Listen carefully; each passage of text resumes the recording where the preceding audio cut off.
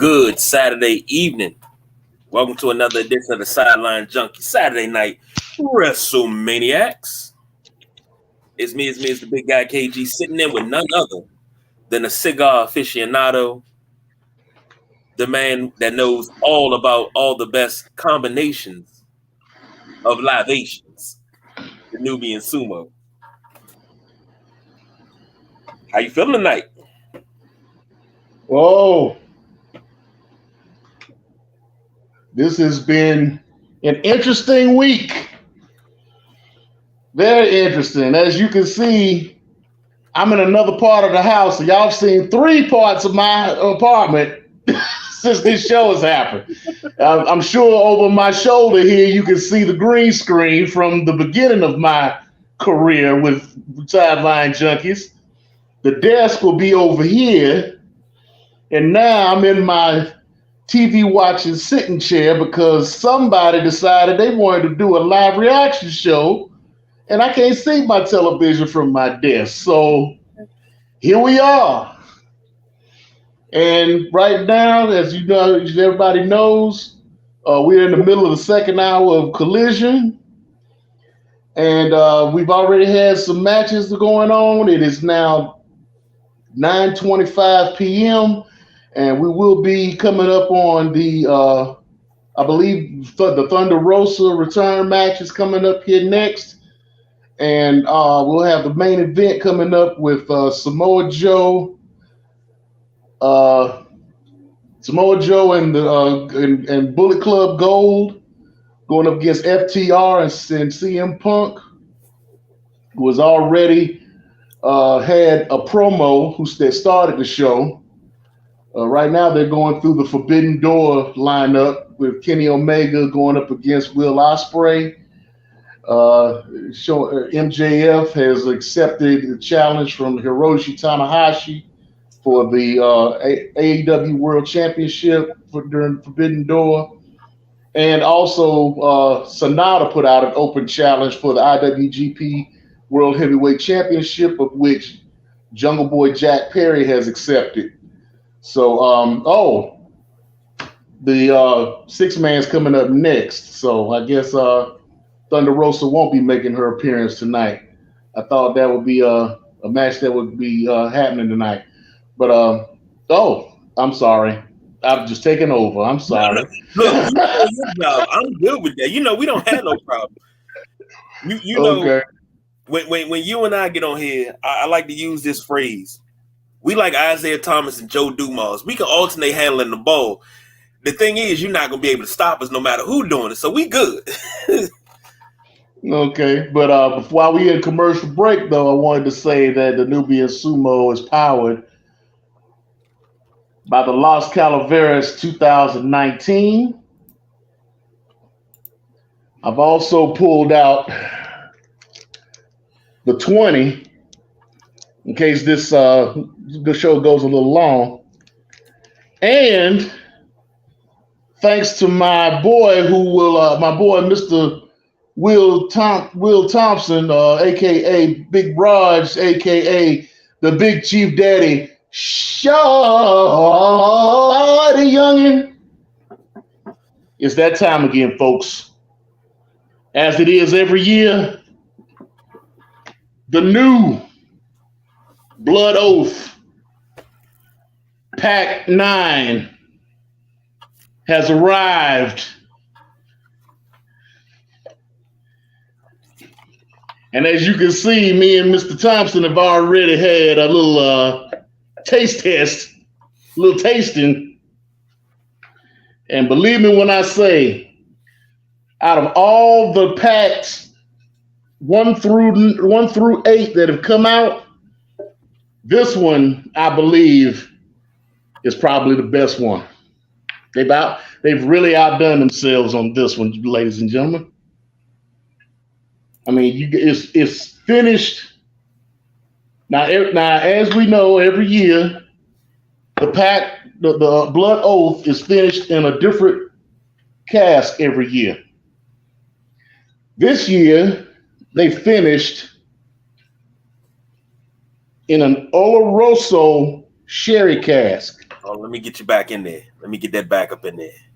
Okay. Now, Oloroso Sherry, just like with brandy, is made in a certain section of Brazil, and not like it, but with brandy's usually made in a certain section of France, so in order to be made what we call brandy. With Oloroso Sherry, it can only be made in the Oloroso region of Brazil to be called Oloroso Sherry. In this, you're getting your notes of apple, you're getting a lot of caramel, a lot of the warming spices like your cinnamon, your nutmeg, things of that nature. And it's a 98.6 proof, and it's very smooth with a slight bite, and it's very, very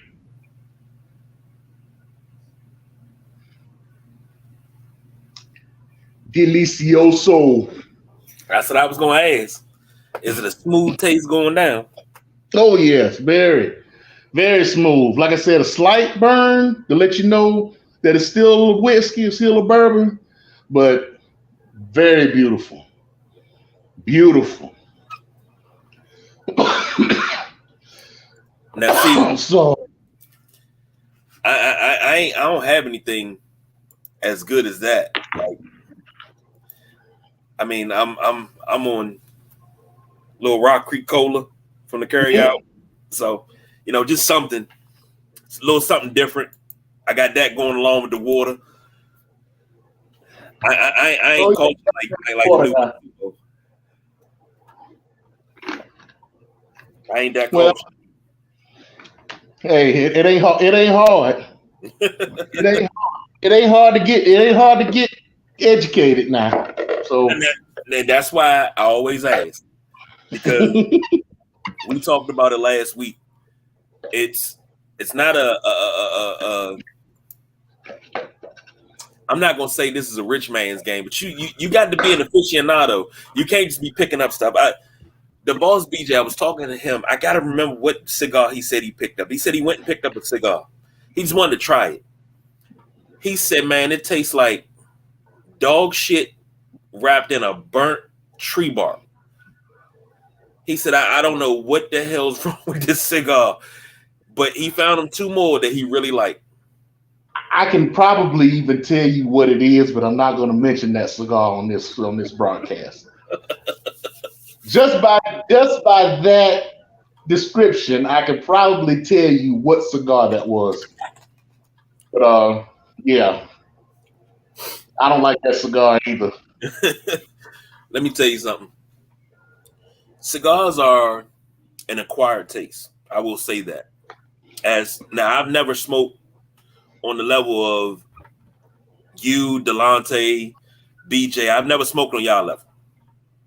When it came to cigars, it was always Black and Milds, and I had different ones for Black and Milds, but never on y'all level.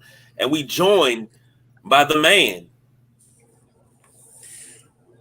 family, Mr. What it do? Can y'all hear me? What it do? Yes, sir. Oh, yes, sir. We can hear you. What's going on? Hey, bro, just trying to do the Father's Day thing with my seed today. I done seen Fast 10 again and took her to see Transformers, and now I'm on with y'all, and then I'm back on the road tomorrow to head back to North Carolina. I'm making it do what it do. I hear you. Yeah, we got this live broadcast going on right now with the 6-man main event for Collision getting started. Yeah, I got everybody's it on. Everybody's already. How's Collision been so far? Because I'm just getting in front of the TV. Collision has been pretty good. They started out with CM Punk. They got Willow Nightingale and Sky Blue in a match with Ruby Soho and Tony Storm, which was a result of Rampage. That was a result of Dynamite this past Wednesday, which I'll talk about. And then we also got a few other matches in there, you know. But the match that interested me so far was the Okay. Andrade del Idolo match versus Buddy Matthews, What and happened in it? they went a good while, and it was a good match between those two. No interference at all, so I mean it was very good. But the ending was very interesting because the finish was Andrade El Idolo putting on a figure four leg lock on Buddy Matthews and then turning it into a figure eight for the win. channeling his old lady who, if you saw SmackDown last night, had an interesting one-on-one with Bianca Belair. Right. I thought that little thing was interesting. I could see Bianca, the beginnings of her get ready to turn heel. But right, exactly. Yeah. Exactly. So while we got you on, man, and we talking about AEW, folks, the reason why we got Raj on tonight is because Raj just recently went to the AEW Dynamite show, which also had the Rampage taping. Yes. And so we wanted to have. There's a lot of newsworthy things going on right now within AEW. Them talking about their attendance and things of that nature. So we wanted to bring Raj on as a on the spot reporter, so to speak, if you will, and have him, just kind of go over what happened. How from beginning to end. Did he? So to start off, how did you get your tickets? Did you buy them at will call? Did you get them online and then pick them up? How did you go about doing that? So my partner, my high school partner, that's a big wrestling fan like us, my man Tony, he called me and he knew I was in town and training, and he said, "Man, you want to go to the AEW show?" I said, "Sure." I said, "I'll go." I said, I haven't been to an AEW match, so just to give you a point of reference, he brought the tickets offline. And the hard camera is the camera that shows the ring. So right. If you watch the Rampage show, I'm diagonal from the far right turnbuckle up on the second level of the stadium. Now, I watched Rampage on TV. I was pissed because some things that I saw live that didn't make the taping. Obviously, I mean, I don't know if you want me to go into that right away, but yeah, we're gonna ease into it. But go ahead. Okay. So. I think in attendance, they didn't have nobody up in the 400 level, but it was well attended. I could tell you just from the T-shirts that the Sesame Daddy, the acclaimed is over. There was a lot of Sesame Daddy shirts. Was the number one shirt that I saw in the crowd. Most of the people weren't in the crowd, and a close second was Sting. There was a lot of people. So I popped when I saw Sting. It was nostalgia for me because I haven't seen Sting wrestle live in almost 20 years. Okay. And Sting was there. Chris Jericho was there. And of course, and I didn't realize this, MJF has had that title for almost a year. And that Bama has only defended it 4 times. So I think it was a treat that I got to see him wrestle because he doesn't wrestle a lot. Right. He only wrestled 7 times last year. Exactly. So yeah. Him and Adam Cole put on a hell of a match. Okay, so all right, so let's go into the beginning. Did they have any dark matches before the show started? No, there were no dark matches because the one match that started before the show was the women's, I think it was a 6-women's tag team that should have made Rampage on Friday. I forgot who was in the match. It should have made Rampage on Friday. That was the only match that started. There was no dark matches because they did Dynamite Live, then they did Rampage, and they even taped the match for Ring of Honor. Okay. There was a match taped for that was the Lucha Libres was taped for Ring of Honor, but I left because that show started at 7:00 well, the show started at 7:30 because you had a dark match, and then by 11:30 they still hadn't finished taping Rampage yet. So I got up and left. I saw all the Rampage. The only thing I didn't see is the Tiscada match. The guy with oh my God, the guy that's trying to be with the Blackpool Combat Club, the Asian. Takeshita. Yeah, I didn't watch the Takeshita match because I got tired. I had to leave because I had to be at work at 7:30 next morning. But I did. I saw everything. Okay. So going back to the attendance, you said it was very well attended.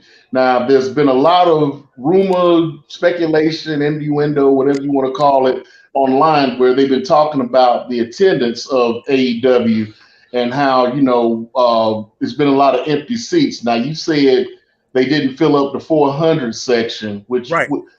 So it depends on the view. So let me say this: when you go to the AEW, the whole floor in front of the hard camera area was filled out. Now the hard camera area, there was nobody sitting around the hard camera.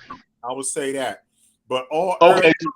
So to give context, the hard camera is what you actually see when they show the actual ring and they have the people behind it. So so they didn't have anybody sitting around the view of the what you don't see on the hard camera except for on the floor.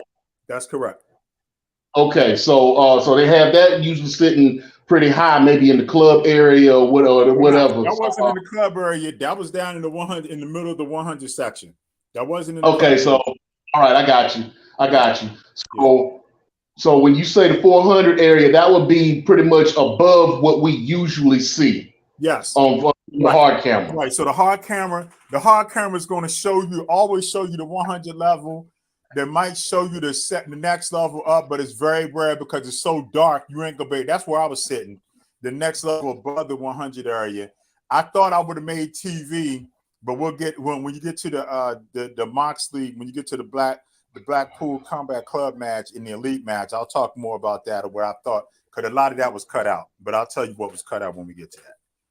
Okay. Well, let's go ahead and get to it because we're not going to really go into detail as far as the matches are concerned. Okay. Because I was looking more toward bringing you on more toward the feel and the aesthetic of it more so than the matches. So you're saying that they left some things out of the actual program.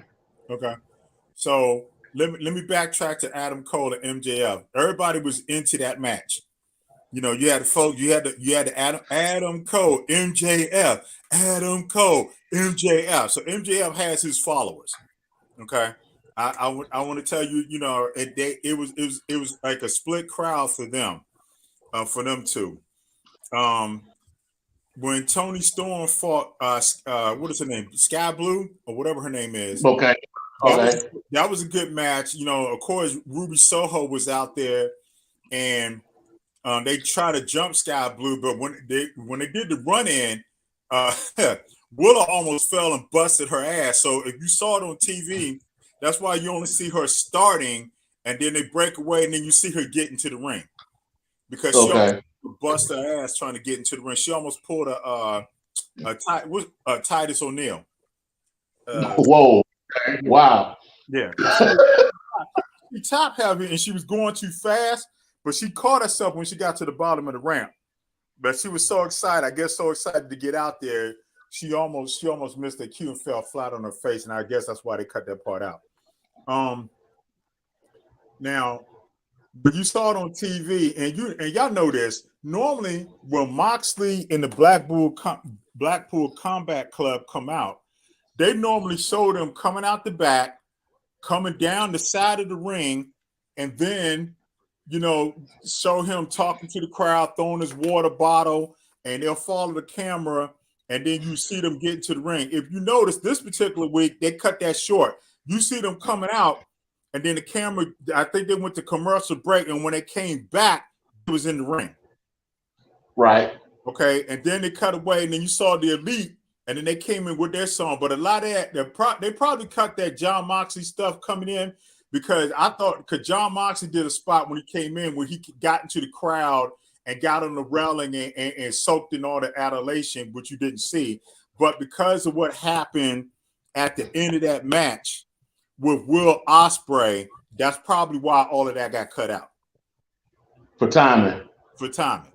Yeah, because you had Eddie Kingston. You remember Eddie Kingston came down to the ring to get involved in the match. They had a little tussle with that, call himself helping them out. And then the Young Bucks got mad at him because they wouldn't let him beat up Moxley.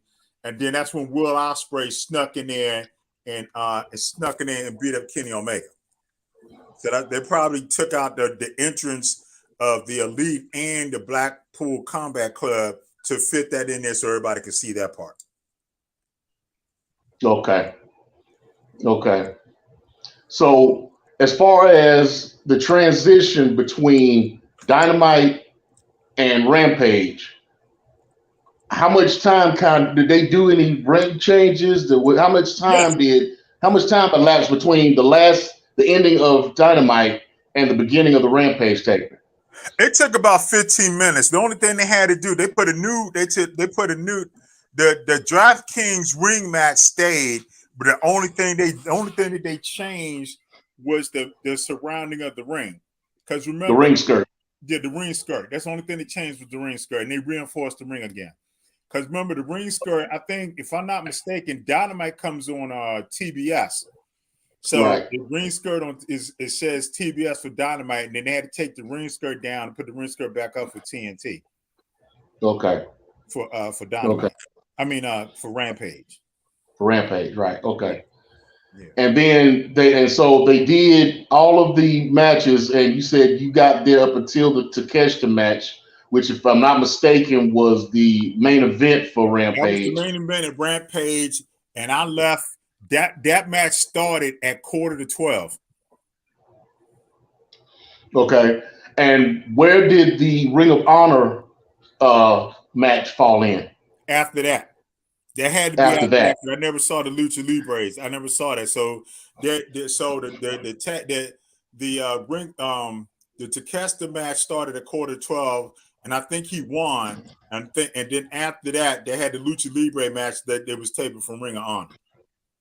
Right, he did end up winning that match, and then okay, so all right, so I know you got the hookup, but how do you remember how much the ticket was for your section? Yeah, the ticket for my section was $70. $70, okay. $70, yes. And that seems like it might be pretty good because I think I saw the ticket prices for the Ring of Honor show that's coming up. A Ring of Honor, not a Ring of Honor show, but New Japan show that's coming up here soon, and I think their front row seats on the floor were like 100 to 125. Okay. So if you were, and how far in those seats? How far up were you? I was in the first row of the 200 section. So if you watch Dynamite. If sometimes the hard camera show you like the 100 section, and then you saw like the little I guess the little, you know how when they show you the arena and they show how the Teletron, the little strip always changing with advertisements right above the advertisement. Oh, okay, I got you. Okay. Yeah. Just to give a little context as to where you were.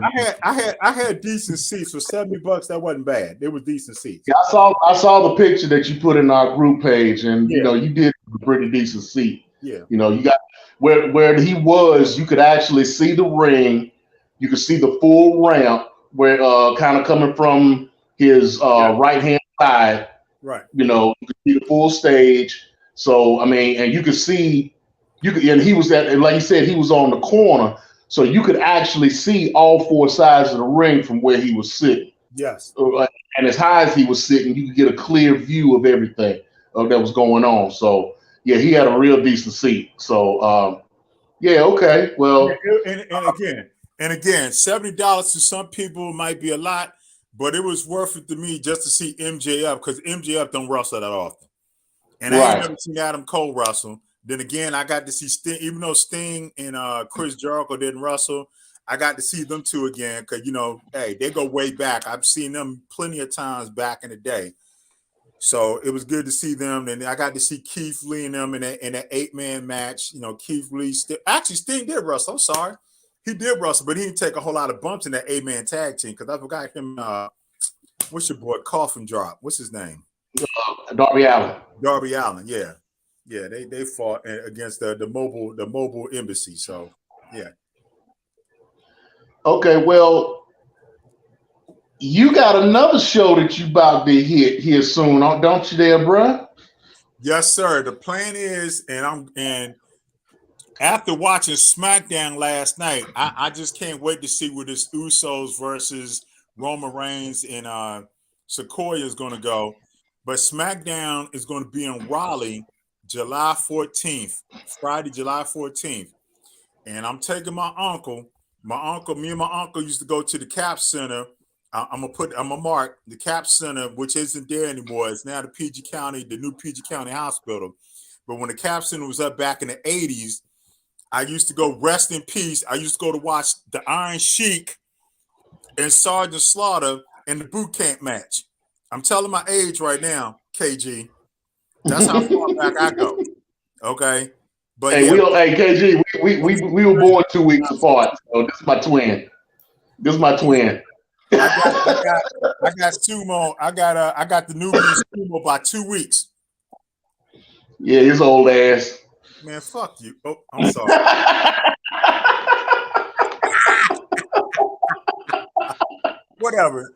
Whatever, dude. Whatever. But hey, we might have to bring you back after that July 14th SmackDown show, and that would be interesting to see how you compare the AEW experience versus the WWE SmackDown experience. Oh yeah, definitely. Definitely. To bring that into light, you know, that way, and you won't have that much space apart from them, so it'll be a nice way to compare the two and get somebody's opinion. Oh yeah, no doubt. Yeah, WWE. By the time we get to July, well, shit, we acting like it's a long way away, but we only talk about less than a month from now. Cause the date is 17, so we only talk about a couple more weeks. So, you know, this would be after Money in the Bank. So it'd be interesting to see what a bloodline storyline is. But wait a minute, hold on. Since we're talking about SmackDown, I got a problem with the what's them dudes that won the tag team, the number 1 seed? What's their name? Pretty Deadly. Huh? Pretty Deadly. I got a problem with them winning that. Well, hold on. Hey, KG. I'm here. Hey, look, man. It sounds to me like our guest has a beef. Uh-oh. I got a beef with Pretty Deadly, KG. Oh, well, hold on. He got beef.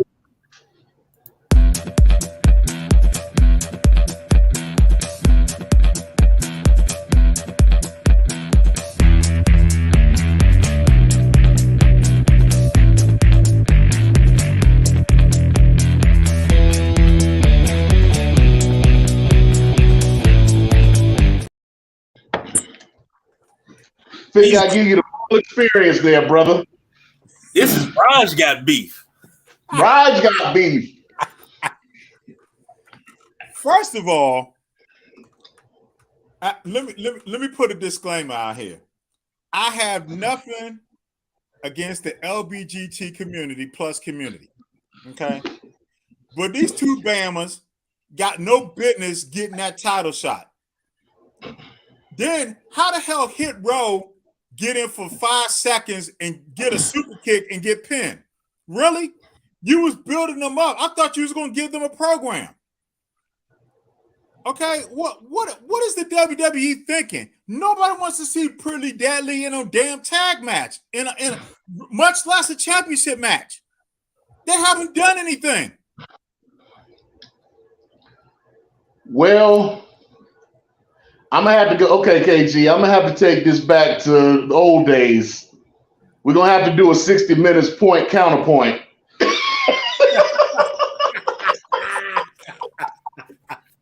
I'm gonna have to educate my older brother here.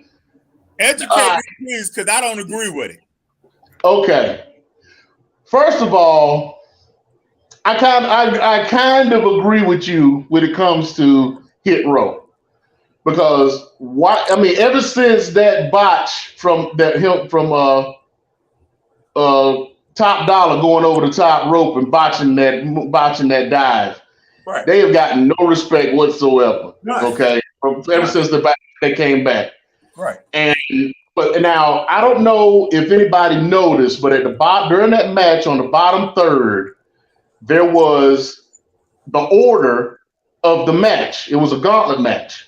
Right. For the number one contendership for the undisputed, unified title, tag title. So, if you notice, Hit Row was supposed to be last. Pretty Deadly was supposed to go on before Hit Row.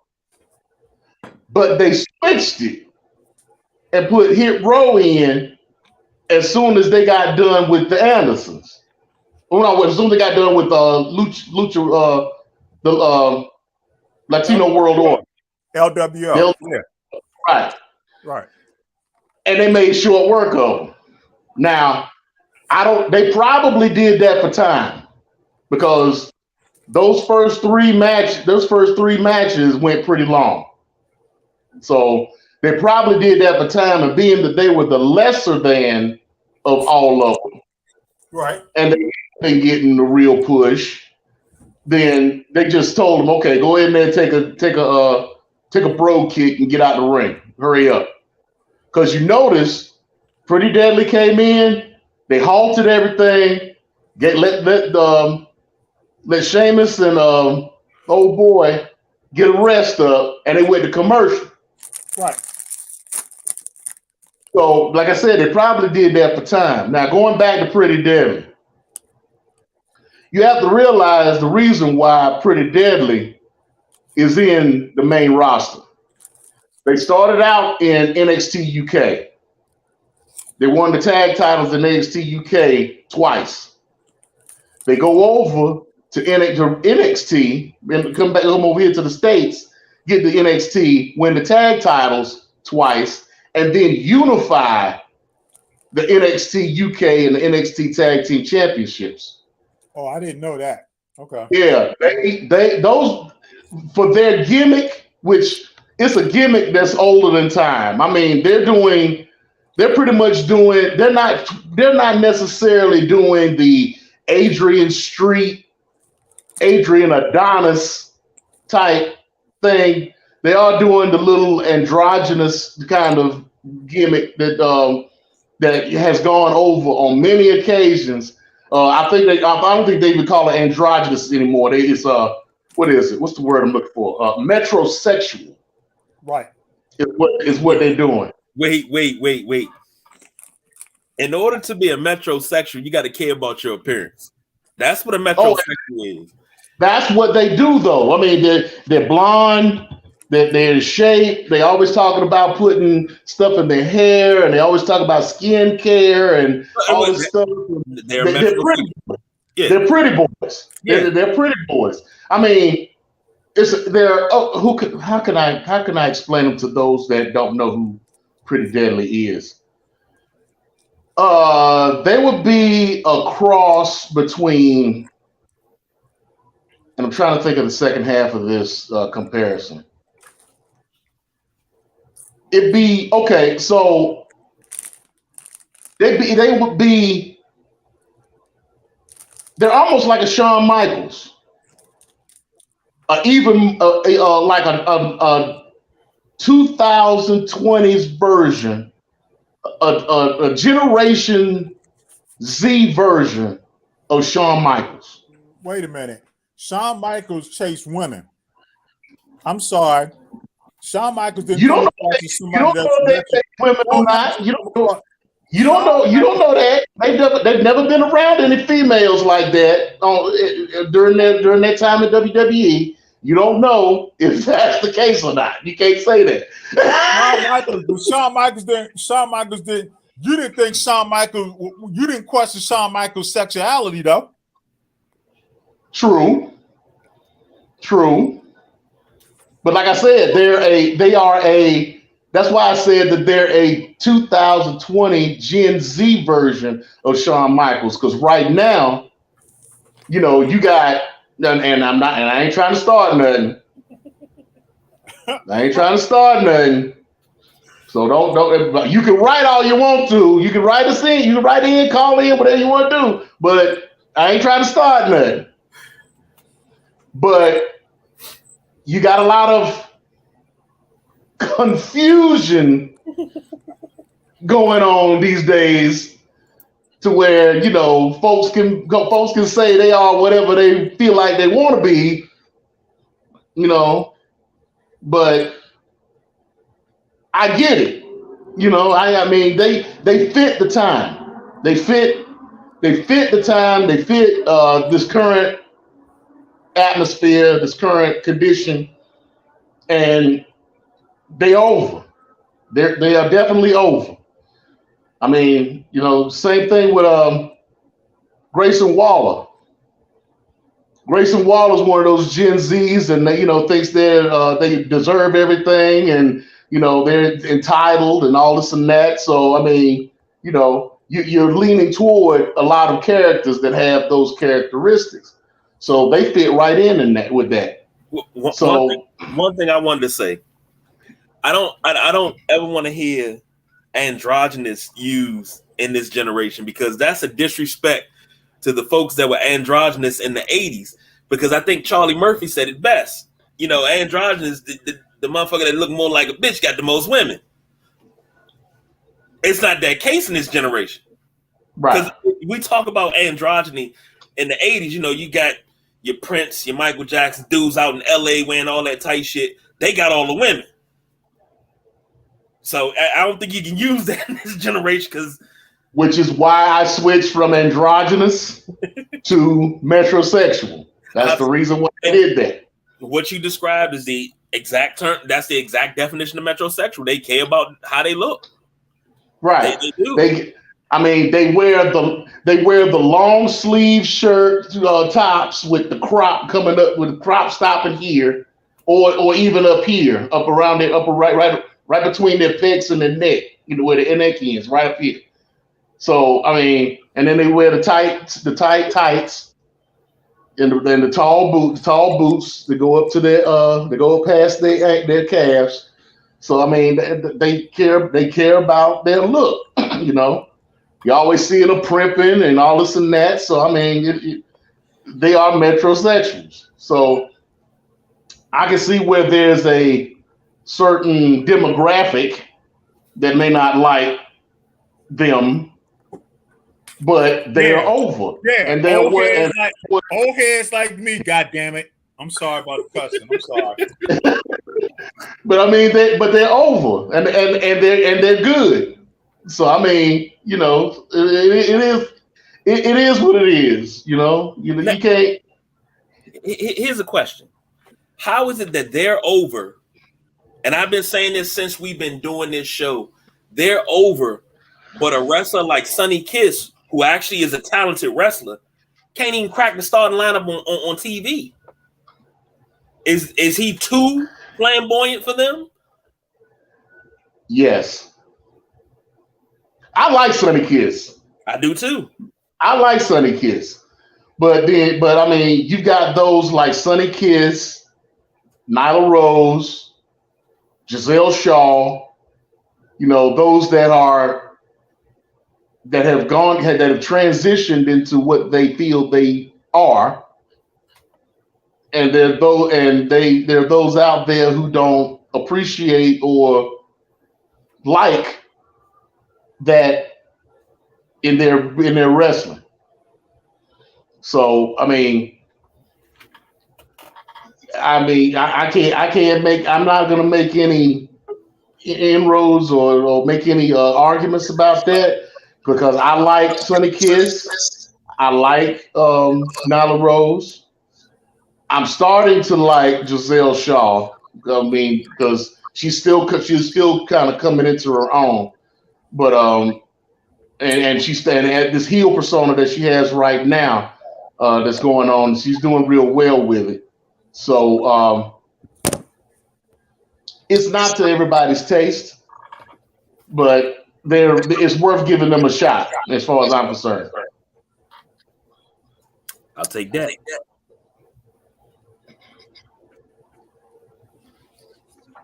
So you done with your beef, sir?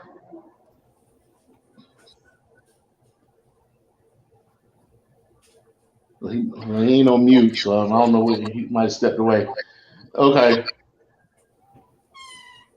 So while we waiting on him to come back, Collision has ended. Of course, we know that CM Punk and TFTR did win. Yes. So they wound up winning. So it's over. If anybody want to see the Lazarus Project, they can continue watching. It just started.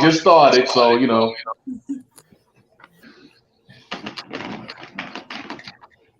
You back with us, Rod? Yeah, I'm here. Sorry about that. Okay. So anything else you want to add to finish up your segment of this show, sir? I'll just say AEW, they have a good product. I just don't. I hope. I know they got their hands in a lot of pots. And, you know, they trying to do. I know they got the New Japan show, the Forbidden Door coming up. My thing is stop. Don't try to emulate what the WWE is doing.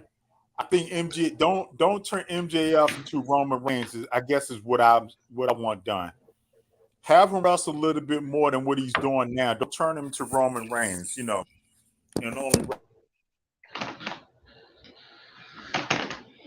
Well, I don't think they try to turn him into Roman Reigns. I think they trying to turn him more into a Andre the Giant because they're trying to make him an attraction. They're doing pretty much following the CM Punk Ring of Honor Summer of Punk storyline. Right. So they're not having him wrestle, but so much because they don't want to overuse him. But because of his character, his heel character, he doesn't want to be one of those wrestling all the time anyway, trying to defend the belt. No, he wants to try to keep it as long as he can to do the least amount of work to keep it. So to me, it's working. To others, you know, they feel like like you said, he needs to wrestle a little bit more and be a little bit more present in the ring. But I said this about Roman Reigns as well. You know, you don't need your world heavyweight champion on television wrestling in matches all the time. Okay. I mean, Flair didn't do it. Harley Race didn't do it. Hogan didn't do it. So I mean, you know, why would you? I mean, all they're doing this is just a throwback to what they used to do back in the early in the 80s. Yeah, but Flair didn't do it because he was wrestling territories. You understand what I'm saying? He was doing it because he had to go to travel to different territories to wrestle. Well, right, but okay, but now to Roger's point, he was going to different territories to wrestle. But remember, when they did want to have Flair on television, they showed him in some of those matches from those other territories. So if they wanted him on television, they could have had him on television as much as they wanted to. But he was an attraction. He was the world heavyweight champion. So they didn't want to oversaturate Flair as champion to the public. So, yeah, I mean, I get it. But I like the fact, like I said, I like the fact that they don't have them wrestling too often because it makes you want them even more when they do wrestle.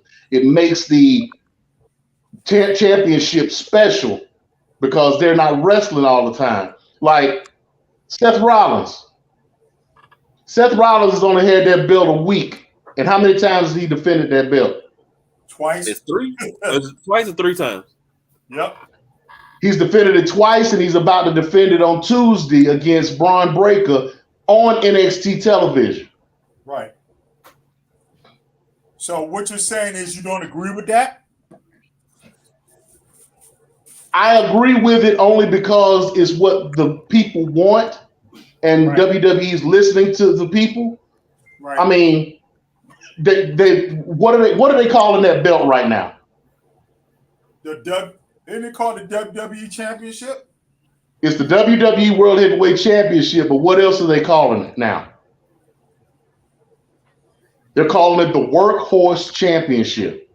Okay. They're trying to make that belt the old school Intercontinental belt. They want him to defend that belt as many times as he can without hurting himself. They're gonna throw that belt in your face as much as they can, because that's what the people were asking for. Since Ray can't get Roman, they can put this belt together so that there'll be a champion there'll be a championship on Raw as much as possible, and he'll probably defend that belt at least 2 or 3 times a month now. Okay. Here's a question. If that's the case, what about the U.S. title? What about the Intercontinental title? I'm starting to see what you were saying when I was like, "Oh, we don't have enough belts." Now we have too many, but you don't have enough talent that's going after these belts. You're taking that's a little group. Braun Breaker has no business having a shot at Seth Rollins right now. But they're doing this to bring him over. They want to keep him in NXT for as long as they can because they know he's an attraction there. But they want to bring him over. So this is his bridge to bring him to the main roster. The only reason they haven't done it yet is because they wanted the match between the storyline between him and Carmelo Hayes to establish Carmelo as champion. And then they wanted to find a way to ease him over into the main roster so his transition will be smoother than most folks, because when he gets over to the main roster, they're going to push him, and they're going to push him hard. He may be the one to dethrone Austin Theory for the United States Championship. Okay. And then you're talking about more titles. There's a rumor going around. They're talking about bringing back the Cruiserweight or the Light Heavyweight Championship. For what? So they can discard it like they did with 205 Live? If you're going to bring back anything, bring back a TV title. But you need to bring back the TV title for the women, because the women don't have a secondary title. Nope, they don't. They need a secondary title because you got too much talent in the women's division that you don't have a secondary title, but you're giving the guys, you got the Universal Championship, the World Heavyweight Championship, the WWE Championship, the Intercontinental Championship, and the US Championship. You got 5 titles, 5 singles titles for the men, but you got 1 title, 2 titles for the ladies. You need a secondary title. Well, I'm sorry, 3 titles because you got the NXT Women's, but you need 3 secondary titles for each division of women. They gotta have something. You gotta see if we put the same thing when you put the Intercontinental US title on somebody. We gotta see if you can be able to hold the mantle. If you can't hold the mantle, okay, we'll take it off you and put it on somebody that can hold the mantle. Those are the next level. That's supposed to be number 1 contender. Move on up after that.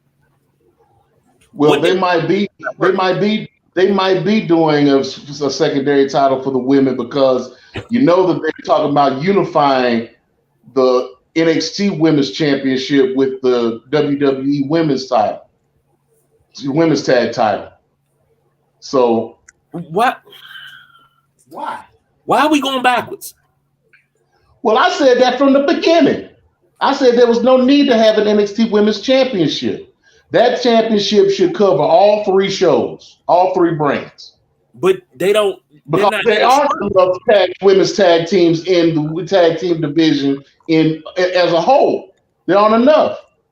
I mean, they just had a 4-way match to determine the number 1 contender for the WWE Women's Tag Team Championships, and there were only 4 women. There were only 4 teams, and 2 of those teams were teams that they just threw together.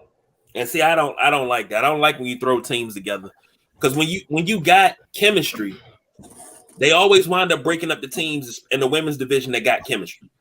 When you had what was it? Was it Alexa Bliss? No, it was Liv Morgan and somebody. You had the Riot Squad. You broke that apart. You had Alexa Bliss and God, Alexa Bliss and was it Raquel Rodriguez? Her, but it was Alexa Bliss and Nia Jax. You had Nia Jax and Tamina. You had teams that had chemistry and looked like they worked well together, and they always seemed to break them up or not let them run. And they're about to break up Damage Control. Why would you do that? You're about to turn Io Sky face. And that's like breaking up. We've been waiting for so long for Ronda Rousey and I'm sure she is. You know, she come to see her daddy. I'm drawing a blank. Ronda Rousey and Shayna Baszler. We've been waiting so long for them to come together. Now they're together. I think they're the most dominant women's tag team probably ever. I don't see them losing. I don't see anybody beating them clean. I see them losing because Ronda Rousey been going around talking about how bad WWE treats the women on the roster. Well, we see that. No respect. And see how soon we forget. Because if it wasn't for the women on that roster, WWE would have never made it through the fucking pandemic. Because the women carried those shows. They carried Raw, they carried SmackDown, they carried the pay-per-views during the pandemic. All the women. Yes, they did. Yes, they did. Yes, they did. I agree, KG. Now that shows you how soon WWE forgets. And it shouldn't go back to a thing where it's like, know your place. Nah, because they put you in a position that you could keep going and keep the ratings up. Those were some of the highest rated shows. Number one, everybody was home. Number two, it was good shit. Everything was good. They main evented WrestleMania, which is probably one of the highest rated WrestleManias in 15 years? Why are you not still riding that wave? That wave should be rode right now, and you can continue to ride it because all you got to do is build up the women's division and keep building. And the next thing you know, they're on par with the men's division.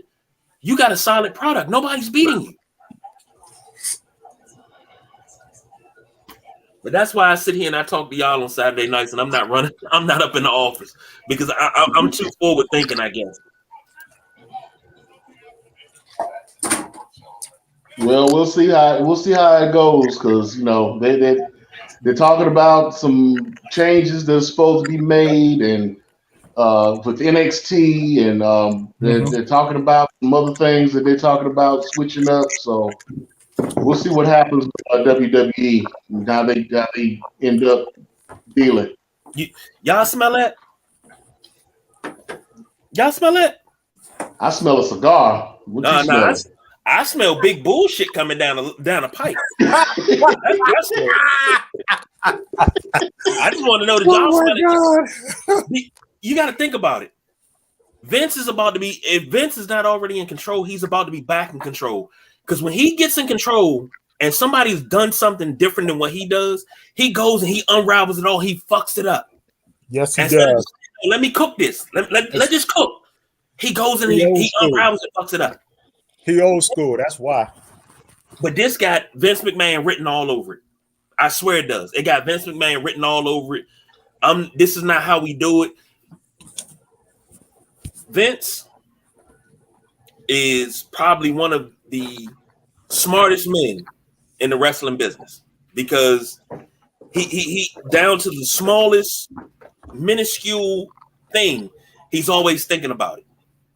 We wouldn't have these powers of global if it wasn't for the way he took everything away from territory and turned it into a worldwide thing. I get that. But fella, sometimes you got to sit back and you got to let the next generation take over because you're still in what is happening. No, we in what's happening. You is what is happening. This is the atomic age. This is cyber age. You back in analog age, man. You got to stay back there. Let Triple H and his crew do what they doing. Because when he took over NXT, he drove NXT into the ground. During the pandemic, he drove NXT into the ground. Yeah, that was Vince that did that. He's the reason why Keith is not over there anymore. That rainbow NXT 2.0. Yeah, exactly. that was all Vince. Then you have Keith Lee, who's white hot. He wins. He had the North American Championship. He wins the NXT Championship. Instead of you riding that wave, you bump him up to the main roster, make him shave off the beard, and you change. Oh, we're going to call him Bearcat. You killed that brother's career. I will never forget him for that. Yes, I'll never forget what they did to Keith Lee. That was some bullshit, man. Keith Lee still ain't recovered from that shit. What'd you say, Rob? He said he still hasn't recovered from it. No. And you can't kill somebody off that's white hot like that and think you can get away with it. And just think we're going to forget. That's like me saying, oh, you and Raj are the best tag team we got right now. Oh, I'm going to move y'all up to the main roster, but we're going to change your whole gimmick. We want y'all to wear rainbow tights and faux wigs and stuff like that. We want you to be like Motley Crue or something. That's not your gimmick. That's not what everybody loves you as. No, but they've done that with pretty much everybody that's come out of NXT, pretty much. It's very few people that have come out of NXT that keep that same gimmick. Well, not even keep that same gimmick, but got over. Yeah. I mean, they were strong. They were very strong in NXT and had a following coming out of NXT into the main roster. But then, as soon as they get on the main roster, they just they get lost. They get lost, or they get lost in the shuffle, or they don't get a push. Yeah, it's ridiculous. It's ridiculous. I mean, I'm just glad that Gunther was able to survive it. Yeah, you know, they gave him his push, and they've continued to maintain it. Right. Austin Theory, they did pretty well with him, and kept him alive. We're gonna see what happens with some of these newer folks that have come through. But I mean, yeah, they have a history of just, I mean, think about it: the Authors of Pain, the Vaudevillains, FTR, or the Revival, as they were called back then. Right. You know, it's a history of folks. Just like when they were getting ready to bring up Adam Cole, they were talking about bringing up Adam Cole as the manager for Keith Lee. Why would you put him in a managerial role? That's why you never saw him on the main roster. He got out of there. Why would you put Adam Cole, former Ring of Honor World Champion, multiple time champion in the Indies, and for your former NXT champion? Wow. In a viable, popular faction, why would you put him in a managerial role with Keith Lee? Why? Right. It's no different in what's it? Gargano and what's the dude that Gargano used to always wrestle? They had all those extreme matches when they was in NXT together. Tommaso Ciampa. Ciampa. Gargano and Ciampa ain't busted grape on the main roster yet. Well, to Ciampa's defense, he's been hurt. He's been hurt. I know. He's been hurt since he got moved up to the main roster. So I bet he's just now getting back to where he's getting into ring shape now, and they're talking about adding him to Gargano's faction, The Way, and making them and bringing DIY back, putting DIY back together. So. But Ciampa never wanted to leave NXT in the first place. He already said a long time ago. He said he never wanted to leave NXT. He said he never wanted to leave NXT because he knew what was going to happen when he got there. But right now, they're talking about, like I said, they're talking about reforming DIY and putting them in the tag title picture. So they may be the replacement or fill the hole that the Street Profits may or may not empty when they turn one of them or both of them heel. So we'll have to see. Right. That if they break up the Street Profits before they really give them a good run, You know what? Hold on. That's my other beef. I don't care that you gave, you gave Pretty Deadly a title shot. How come the Street Profits ain't get another title shot? Is it because they couldn't beat the Usos, or you already break them up? They're from what I'm seeing, and this is just my opinion. Okay. From what I'm seeing, they're kind of slow cooking them into heels. Because just like with Bianca, you can kind of see Montez. His wrestling style is it's changed a little bit. He's starting to get these facials, like he's getting real frustrated in the ring, and he's kind of questioning what's going on with the referee and what the referee is doing. So it's like little subtle changes with him. Now, from what I've been reading, they're talking about, and this is something that Bianca said that she never wanted to do. They're talking about putting them two together. Right, Bianca did that on the Tamron Hall show. She said, right. I don't want to be in a program with my husband. There's no need for that. But there may be a point to where she might have said that trying to create kayfabe. Right. So but it's looking like that may be where they're leading to, having them two, having those three put together in a faction, because it didn't work it's not working for Hit Row. It may work for them. So again, we'll have to see. Okay. It looks like if they do break up the Street Profits, they're going to strap a rocket to Montez Ford's back.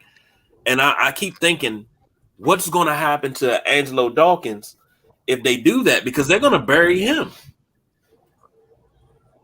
It kind of reminds me of when D'Lo left the Nation, and him and Mark Henry had their tag team, and then all of a sudden they started beefing.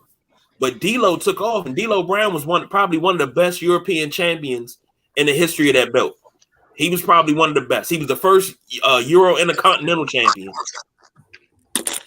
And, but you kind of buried D'Lo after a while. Then it took a while for Mark Henry to break out.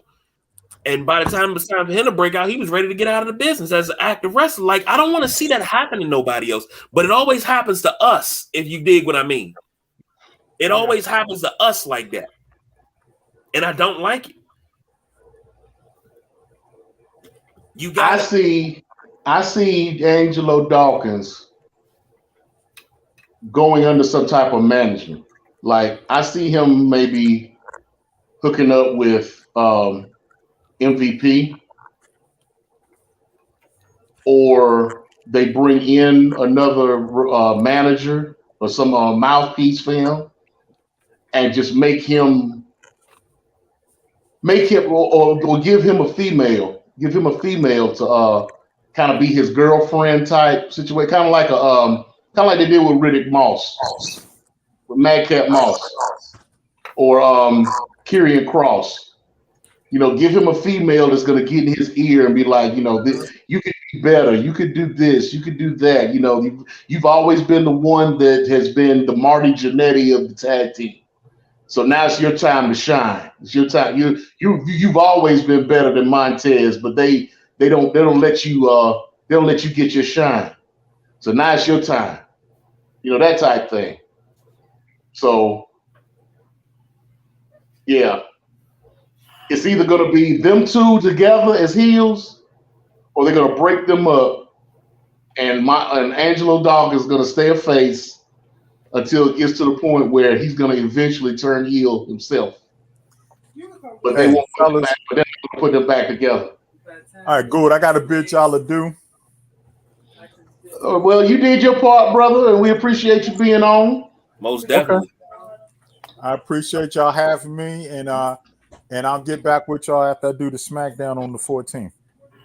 All right, man. Keep listening. I'm on vacation next week, so don't call me. You just make sure you turn us on next week. That's all. If you don't even listen, if you got the volume down, you just make sure you just put us on. Yes, That's sir. all. All right, man. I'll holler at y'all. All right, happy Father's Day. Later. Bye, Bug. Well, that was my best friend, my hetero life mate. As Jay and Silent Bob call each other. That's my man of 35 years, folks. So, any of y'all got anything bad to say about him, you got to go through me. Understand it. Where you want to go next? You want to rock? You still want to rock? That's just Nubian. Yeah, because there's some things that's been going on here that we need to talk about. So yeah, let's get into it. Let me find my little tablet here. Well, let me set this thing right, ladies and gentlemen. You are now about to take a ride on a trip around the world with the Nubian Sumo, and that's just Nubian.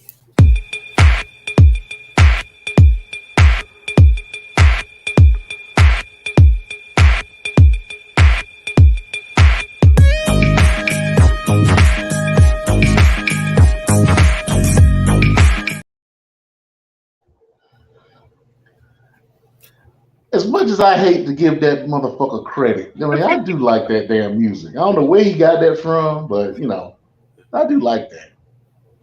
And since he ain't here, I can actually say it. I got to say it to his face. So,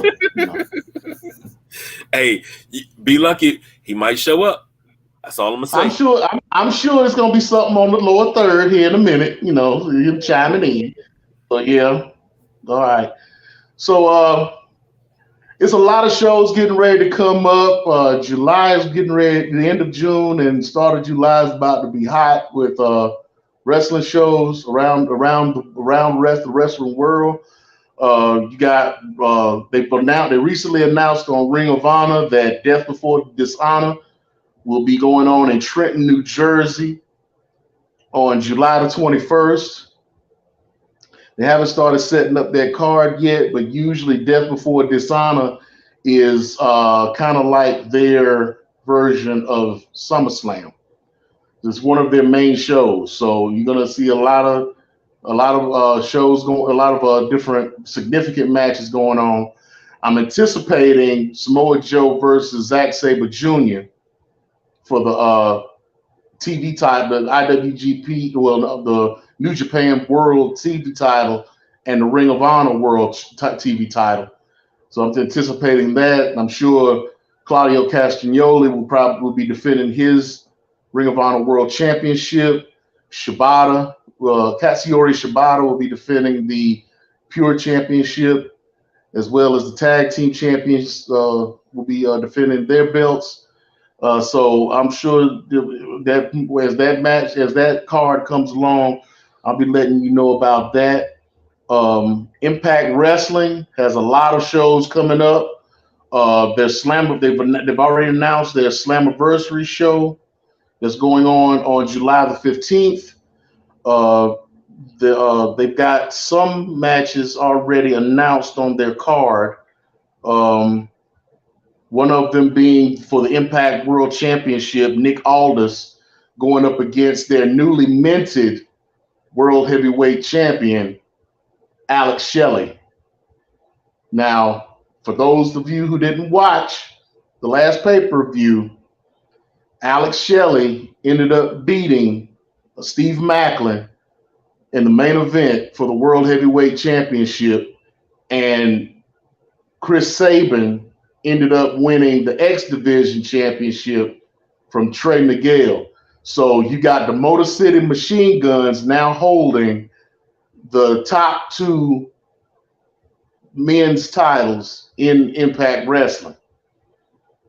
So I mean that's really interesting. Chris Sabin being now the 9-time X Division champion, and this being the first world championship for Alex Shelley. So congratulations to him. Like I said, Nick Aldis wound up winning what they called an 8-4-1 match during that same pay-per-view, where it was an 8-man tag that went on. The winners of the 8-man tag then went into a fatal 4-way, and the winner of the fatal 4-way wound up getting the title shot. So that ended up being Nick Aldis. And that match did include Speedball Mike Bailey. It included, let me see if I can remember the lineup. It was Moose, Speedball Mike Bailey on one side. I gotta remember who else was on that team. I think it was Heath Slater was on his side, and Heath Miller, I should say. He's Heath Miller now, and one other person. Then on the other side, it was Jonathan Gresham, PCO, Alex Shelley, and Nick Aldis. No, not Alex Shelley, but Nick Aldis and Speedball Mike Bailey. Anyway, I can't remember the exact card. I could probably look it up, but it's already passed, and y'all can check that out on the on Impact Plus if you like to watch it. Also on that card, on this Slammiversary card, will be Deonna Purrazzo, who defended her title, who actually was in a tag team was in a tag team match with Trinity, going up against Giselle Shaw and Savannah Evans, who is like her heater in that little faction they got with Jay Vidal. And Deonna Purrazzo and Trinity wound up winning, but it was already established that Trinity would be getting the title shot after Deonna Purrazzo wound up defending the belt against Jordan Grace in a previous match. So you got Deonna Purrazzo defended the Knockouts World Championship against Trinity. And then you also have a match that got set up, Bully Ray and Steve Macklin going up against PCO and the president of Impact Wrestling, Scott D'Amore. Scott D'Amore has been having a lot of problems with Bully Ray as far as disrespecting him and whatnot. So they've put together this match for that Slammiversary show. So that's going to be coming up soon on the 15th of July. And then after that, they will be having on August the 20th will be the Multiverse United 2 show, which is their version pretty much of the Forbidden Door, where they'll be putting matches together between Impact Wrestling and New Japan Pro Wrestling. So that match, they haven't started putting that show together yet, but I will be getting back to you on that. Now, the G1 Climax for New Japan Pro Wrestling will be starting here soon. They've already announced that it will be going through July and August. They've announced the blocks already, so I'll go through the blocks with you. And it's very interesting how they put these blocks together. So now there's 32 people, 32 wrestlers in this year's G1 Climax. They've broken them down into 4 blocks of 8 each.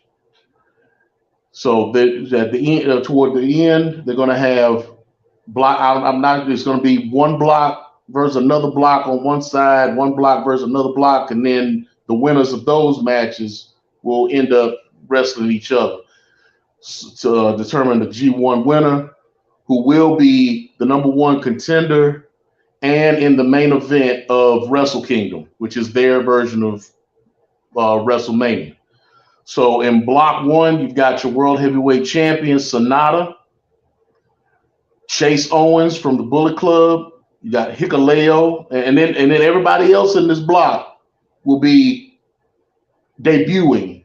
This will be their first G1. So Hikuleo, Ren Narita, who is in a faction with Minoru Suzuki, calling him Strong Style. You got Shota Umino, Yota Tsuchi, who is the newest member of Los Ingobernables de Japón. You got Gabriel Kidd, who was an English wrestler who wound up giving up his career to go into the New Japan dojo to increase his skills, and is now the latest member of the Bullet Club. So they've got this new sub faction under David Finlay, the newest leader of the Bullet Club, called the Bullet Club War Dogs. And so Gabe Kidd is a member of the Bullet Club War Dogs. And then to finish out that block will be Kaito Kitamiya.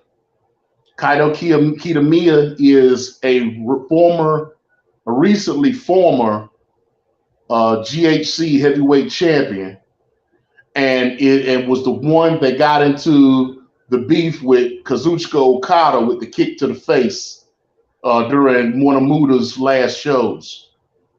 So they just had a show called All Together Again last week, where there was a 6-man tag with both Okada and Kitamiya on opposite sides of each other, and they did go at it. I mean, it was almost a replay of that night that they first got together during one of Muda's final shows. So for him to be in this tournament is very significant, because in the B block you've got Kazuchika Okada. So at some point, probably toward the semifinal or maybe even the final, you could see those two together in the ring under the New Japan flag, which has not happened yet. So now, even though the All Together show was under the New Japan flag, the All Together show was New Japan, All Japan, and Pro Wrestling Noah together it was more of a charity event that they did. So it was a lot of tag team matches, 6-mans, 8-mans, 10-mans, try to get a lot of people in. I mean, it was only one singles match. There was only one singles match on that whole card, and it was who was it? It was I want to say it was Master Wato versus Yoshihashi. Now, for those who remember Yoshihashi from WWE some time ago, the boy done found him a good sushi restaurant. Let's put it that way. The boy been eating pretty good. And I know I'm not one to talk, but he's a professional wrestler. I'm just an everyday Joe. So, but then again, I digress. Anyway, to go into B block, we have Kazuchika Okada, Yoshihashi, which is one half of your new IWGP Tag Team Champions and New Japan Strong Tag Team Champions. Tai Chi, which is part of the faction of Just Five Guys. Kenta, who is still Bullet Club. Great-O-Khan, which is United Empire. Will Ospreay, which is in United Empire. Tonga Loa, who's been hurt for a good while, has been gone, who's the brother of Tama Tonga, and the son, one of the three sons, along with Tama Tonga and Hikuleo of Haku. That's like the middle son. He'll be Ben, who and then El Phantasmo, who just got kicked out of Bullet Club recently. So then you got C Block, which is David Finlay, I mentioned earlier, is the newest leader of the Bullet Club. Tomohiro Ishii, which is one third of the never open weight 6-man tag champions with Hiroshi Tanahashi and Okada. Evil, who is the leader of the Bullet Club sub faction of House of Torture. Tama Tonga, Shingo Takagi, who is Los Ingobernables de Japón. Aaron Hanari, who is United Empire. Eddie Kingston, making his G1 debut. and Mikey Nichols from TDMK, who is making his debut as well. And in the D block, you've got Hiroshi Tanahashi, Tetsuya Naito, who's the leader of Los Ingobernables de Japón, Hiroki Goto, the other half of the tag team champions with Yoshihashi, Zack Sabre Jr., who is your New Japan Strong television champion, Toru Yano, Jeff Cobb, who is United Empire, Shane Haste, which is the tag team partner of Mikey Nichols, and Alex Coughlin, who is, like Gabriel Kidd, another new member of the Bullet Club under that Bullet Club War Dogs sub-faction. So these will be the G1 will be starting here within the next week or so, and it's a long tournament. It's a very long tournament. So they're going to be having matches. It's a round robin tournament pretty much. So everybody will be wrestling everybody within their, and that'll be starting here within the next week or so. And then that will pretty much lead to Forbidden Door. So Forbidden Door will be coming up on the 25th, as we just talked about earlier. The matches that they have set up for that so far are so like I said earlier, Sonata put out an open challenge to anybody in AEW who wanted to try to get his title from him, and so Jack Perry has stepped up to the plate for that, and has already told Hook that he wants him in his corner, since they're now a new tag team. You've got Hiroshi Tanahashi, who's going to be challenging MJF for the AEW World Heavyweight Championship. You got Kenny Omega defending the IWGP United States Heavyweight Championship against Will Ospreay. And if you saw Dynamite, as Raj mentioned earlier, there was a run-in during that show where Ospreay jumped Kenny Omega and did some pretty good damage to him.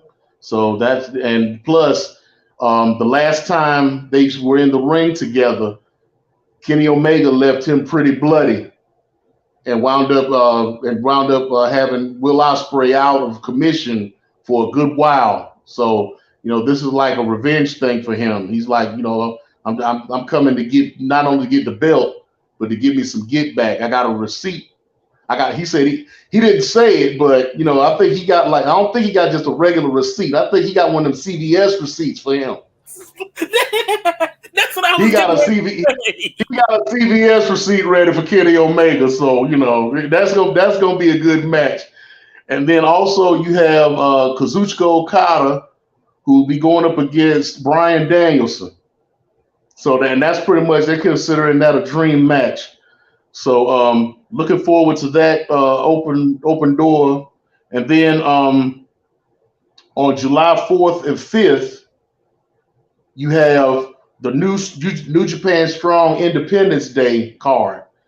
So they're going to have two shows in Korakuen Hall in Tokyo from the 4th and the 5th.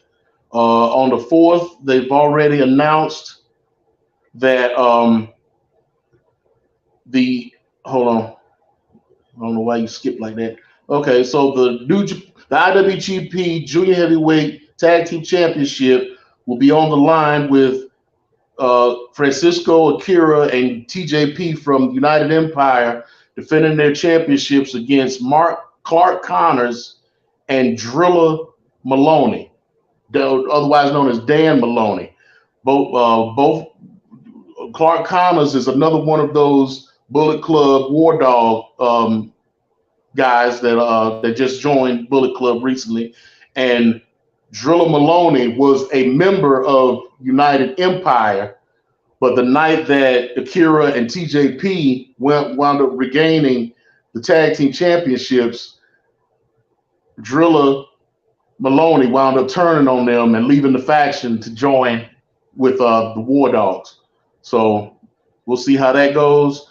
Then also there's going to be a 60-minute time limit tag team match John Moxley is bringing Homicide in a tag team match against El Desperado, and who was just announced just last night to make it official, Jun Kasai.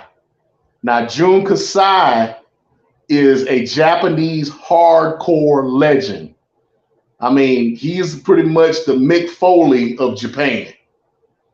I mean, he when he came out during the All Together show to confirm that he would be the tag team partner of El Desperado, he made it a point to take his shirt off, and you could see the scars of war that all over his body from all the hardcore matches that he's been in.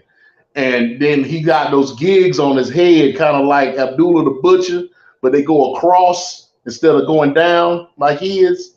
I mean, deep gigs too. I mean, like he's been gigging himself for decades. Okay, so so we're gonna see how that goes, and that should be an interesting match. And then the match that they have right now set up for the 5th is for the Strong Openweight Championship. Eddie Kingston is going after the champion Kenta. So that should be an interesting match as well. So that's pretty much everything that's going on right now as far as what's coming up here in the next few weeks. But at least until July 4th. Like I said, some of these cards have not been set up yet, but they will be over the course of the next few weeks or so. So we'll just and I'll keep you posted on what's happening with that. And any questions, sir? Anything you want to add? I do have a question for you. It's not really indies related, but it was a comment that was made, and I keep seeing it. And I wanted to hear what you had to say about it because it rubbed me the wrong way. Terry Bollea, Hulk Hogan, Hollywood Hogan, whatever you want to call him, made a comment that some of the guys that's in the industry today, and I don't think he was just talking about WWE, I think he was talking across the board, look like they should be just bagging groceries. Now, well, you got okay. Go ahead. Finish. Me personally, I'm like, okay, motherfucker, why are you hating? That's me personally. That's the first thing I thought. Why are you hating? The days of the yoked up strong man are done. That's not wrestling anymore. Those days are done. The things he said about Mick Foley over the years, I don't agree with, and I think it's downright jealousy. Because the thing about Mick, for him not looking the part, I still think in my heart of hearts, I would rather watch a Mick Foley match because of the unpredictability of it, rather than watching a Hogan match because I know what's going to happen. You're going to start going down. Then all of a sudden you're going to start hawking up. You're going to get hit. Then it's the 3 moves of doom and it's over. I know how your matches go. With Mick Foley, I don't. I prefer Mick Foley. But what are your feelings, thoughts, I should say, about that comment? Well, you got a lot of older wrestlers who are saying this pretty much the same thing. You got Jim Cornette who talks about some of these younger guys and girls who are in the business right now. You've got the Hulk Hogans of the world, and it's a lot of them. There's a lot of them that are doing this. But my thing has always been, there was a saying back in the day, it takes all kinds. It's funny how, all these guys that talked about, all these smaller guys and all these ones that may not be in the best shape or whatever. I mean, Dusty Rhodes. Dusty Rhodes said it best. I'm not the athlete of the day. My belly might be big, my butt might be big, but I'm bad and I know I'm bad. You got Bam Bam Bigelow. You got Van Vader. I mean, and even to go on the other side of the spectrum, you had a Dean Malenko, Eddie Guerrero. You know, you got the smaller ones that Kevin Nash used to call what, the vanilla midgets. You know, so I mean, it takes all kinds to make anything. You know, even in life, you go out, you at a bar, and you see a group of guys that get together and whatnot. You always got a conglomeration of a lot of different people. You got your skinny guy, you got your fat guy, you got the one that's in shape, you got the one that might be the nerd, you know, you got the one that's the ladies' man, you know, you got it takes all kinds. We were talking about earlier how, you know, Pretty Deadly might not be the taste of everybody, but they're over. You can't deny the fact that they're over. So, I mean, for all these older wrestlers who are out of it and aren't really in the business anymore, you know, they just living off of their legacies and whatnot, they just need to go sit down somewhere. You know, because I mean, what's the point? I mean, you can definitely have your opinion. Everybody's entitled to their opinion. But as they are, another saying, opinions are just like assholes. Everybody got one. So, you know, I mean, it's going to be, you know, 50th anniversary of hip hop, right? When we were growing up, all of our parents, grandparents, what's that bebop, hippity hop stuff you listening to? What's that? But now we in our 40s and 50s, and we looking at these newer cats and like, what the hell is this mumble rap? What the hell is this? What's all this going on? So it's going to happen. It's generational. You know, when you're gonna have a bunch of wrestlers who are in their 40s and 50s and that are in wrestling now in their 20s and 30s, and they're gonna be doing. Some of them are gonna be doing the same exact thing. So I mean, it's just the way of the business. It's just the way of the world. It's the way the world works. So, well, I'll give you that because when you put it in the terms of hip hop, for the longest, you know, I'm like, what is this mumble mouth stuff? Like, what the fuck is this? But I started giving some of the new stuff a chance, and I found out I like a lot of it, but it's some that I don't like. They sound like they on what's that thing called, the 509 playing? Yeah, that's they sound like they own, because it's like, yo, why are you even rapping? Like, you're not even putting two words together. Like Blueface, I don't understand how people like Blueface music. Like I get a headache listening to Blueface. Like, dude, stick to reality shows and you're having your girlfriend beat you up or something, but don't rap, please. Then you get. Yeah, I think he's over for that than he is for his music. His music, yeah. They just get into his music because, you know, they keep hearing it. You know, if you hear something long enough, you'll start to like it. Yeah, you're gonna find something like a lyric or a beat or something. You listen to something long enough, you're gonna end up liking it. So that's why I don't even listen to radio anymore. That's like what is the song? My daughters told me about this song. They told me the name of the song. It's something called Pound Town. Some girl rapping about her oh, yeah. brown. I'm like, I know the song. I know the song. And I'm like, yo, what the heck? I told a gentleman I used to work with.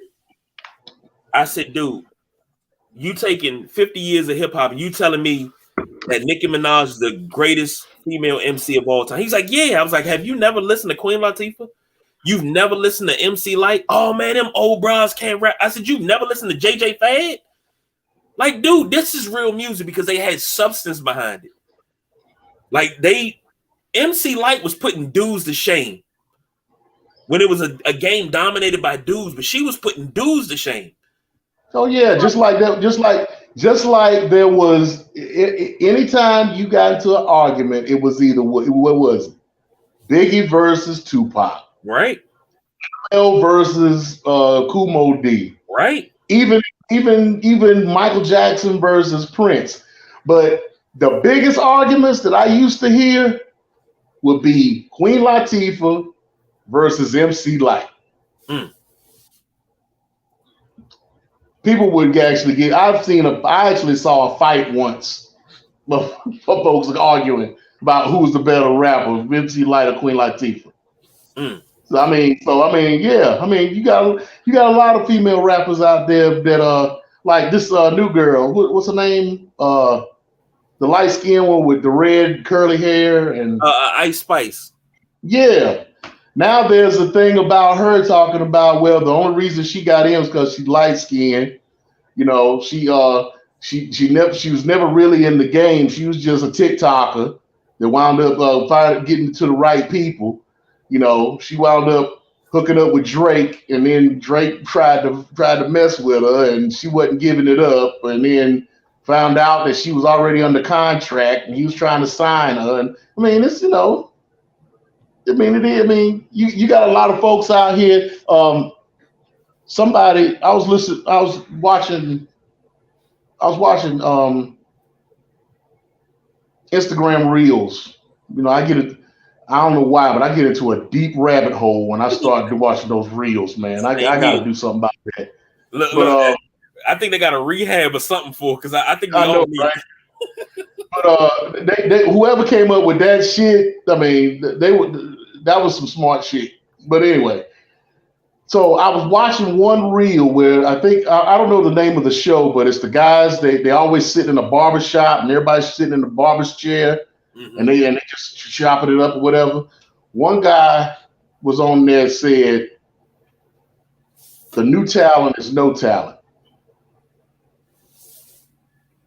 You got a lot of folks out here with no real talent that are out here just making money off of likes on Instagram and Facebook and TikTok, and and they don't have any true real talent.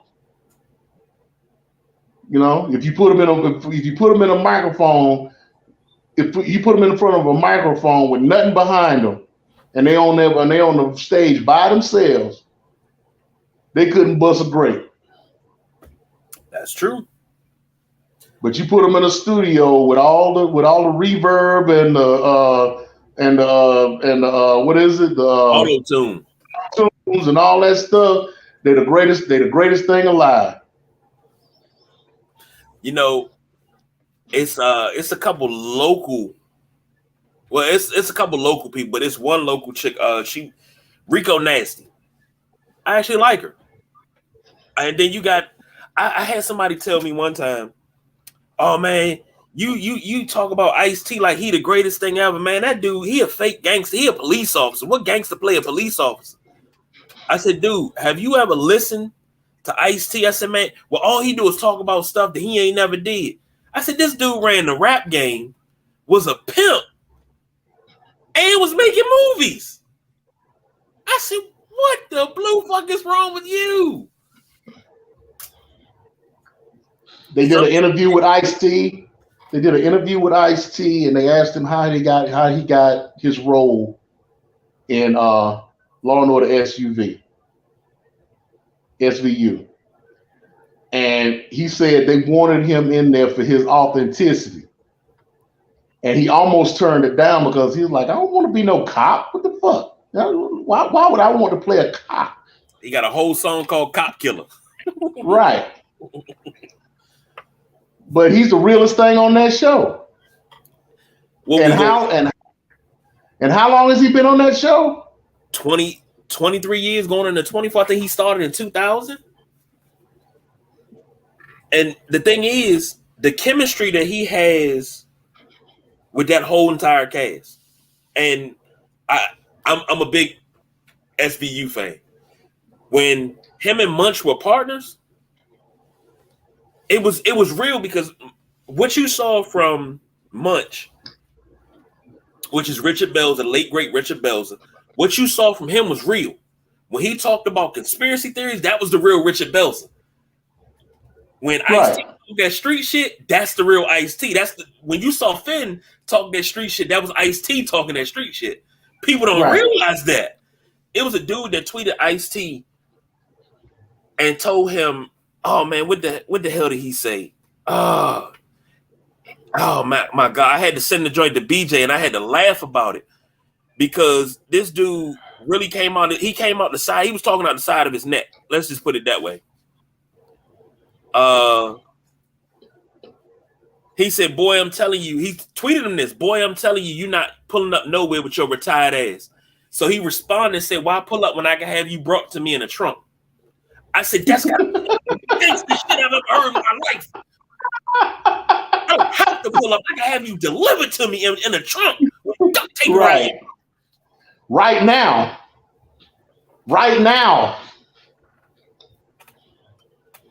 And hey, back in the day, people don't realize. Okay, so back in the day when it was all this East Coast, West Coast stuff, and they had that summit that the Honorable Louis Farrakhan put together to try to bring East Coast, West Coast together. Who do you think Louis Farrakhan got for the West Coast side? Ice-T, of course. Who do you think they got? Who do you think he tapped to represent the West Coast side to try to bring the East Coast and West Coast together and end this rap beef? Who do you think? Ice-T. Mm-hmm. So for that alone, you got to have some clout. You got to be able to. You got to have some street cred. You got to be able to say, okay, I've lived this. This is me. This ain't no game. I ain't one of these gangster rappers that are only hard on records. Exactly. You know what I'm saying? I've done this. So I tried to tell these youngins, I said, you got to realize, I said, you don't have too many of them. I said, Nipsey Hussle, Crip, Snoop, Crip. I said, Ice-T's a Crip. I said, Lil Wayne, he claimed he a blood and all that. But when he started claiming all that blood stuff, he was already deep in the game. Like, how much work did you really put in? But still, you can't you can't claim this stuff and then think somebody's not going to G-check you. The thing is, Ice-T, his resume is solid. You can't G-check him. But these youngins don't want to believe. They think, oh, he just old. That's Detective Tutuola. He ain't this, he ain't that. Okay. What was the name of that daggone show on HBO? What was it? Pimps Up, Hoes Down? Yeah. And they had the Players Ball. Right. And he was there. He was in there getting his hair done. That's when he had long hair. He was in there getting his hair done. Because he had a stable of hoes. Right. Fucking pimp. For real. Oh man, he just telling somebody else's story. Okay. All right. All right. but bringing this back full circle, I mean, you gonna talk about these young. You gonna have these Hulk Hogans and these Ric Flairs and all these folks talking about these youngins and these and these young folks that are coming up now. The wrestling game has changed. It ain't like you said. All these muscle bound, steroid filled wrestlers and whatnot. They used to be the thing back in the day because that's what Vince liked. I mean, that's not today.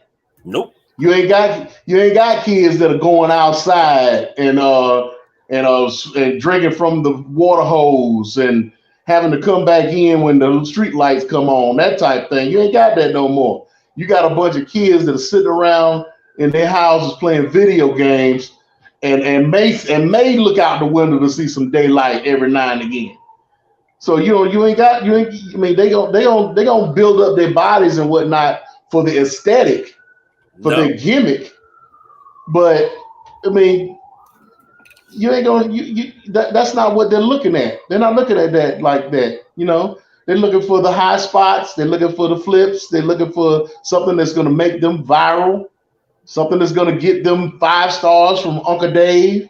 You know, whatever the case may be. So, you know, it's the game has changed, and you can't criticize these youngins and whatnot coming up now for playing the game as it is now. Hell, even Uno changed their rules. Uno has gone and changed their rules recently. Come on now. So I tell you this, you know, these I keep seeing these posts. These youngins talk about how did y'all survive in the 80s and 90s? Y'all was stuck in the house and no internet. I said, everybody always say stuck in the house, and I remember this vividly. They used to have a daggone a commercial that came on at 10 o'clock. It's 10 o'clock. Do you know where your children are? They had to ask our parents, do they know where the fuck we are? Right. I got friends as well as myself. You would leave the house about 9:30, 10 o'clock, especially if you had a bike. And you done been damn near all over your city. You done been down in the next town over. You done been everywhere. And you back by the time the day, where you go to? We was just out riding bikes.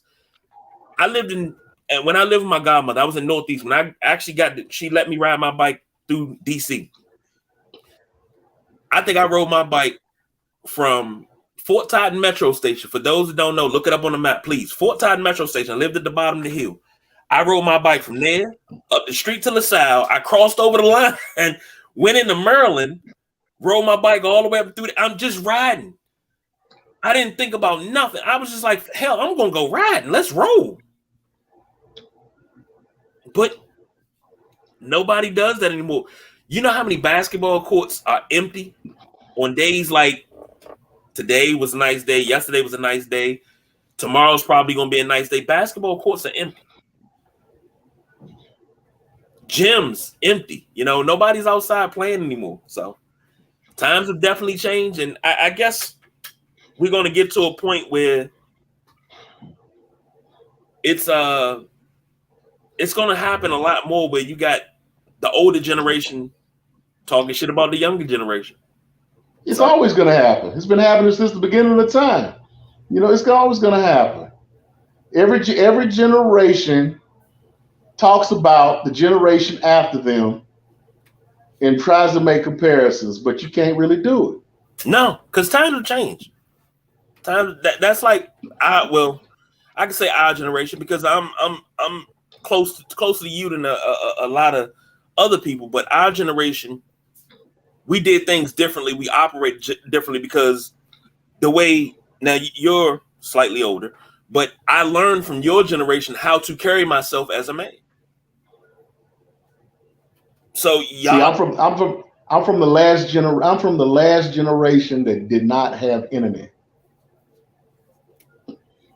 Okay, we didn't have internet. I didn't know what the internet was. Really, I mean, I knew what it was. I knew the theory or the concept of the internet, but I didn't really get into the internet until I was in like my 30s. As a matter of fact, and he can probably attest to this if he remembers, Don helped me set up my first email account at ESPN Zone. Wow. My first email account with Yahoo. I didn't do AOL. I was already living in Atlanta. I mean, this was 2000, 2001.